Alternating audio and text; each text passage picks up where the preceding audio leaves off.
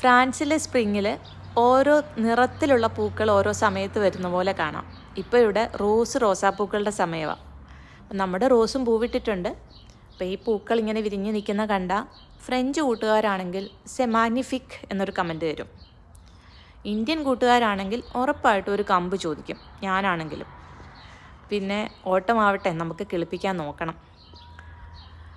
ഇനിയിപ്പോൾ കവികളൊക്കെ ആണെങ്കിൽ നല്ല കവിത എഴുതാൻ മാത്രം ഭംഗിയിൽ വിരിഞ്ഞിട്ടുണ്ട്. വ്ളോഗേഴ്സ് ആണെങ്കിലോ, എൻ്റെ റോസ് ഇങ്ങനെ പൂവിടാൻ ഞാൻ ചെയ്യുന്ന ട്രിക്ക് കണ്ടോ, നിങ്ങൾ ഞെട്ടും എന്നൊക്കെ പറഞ്ഞിട്ട് ഒരു വ്ളോഗ് ചെയ്യാൻ സ്കോപ്പുണ്ട്.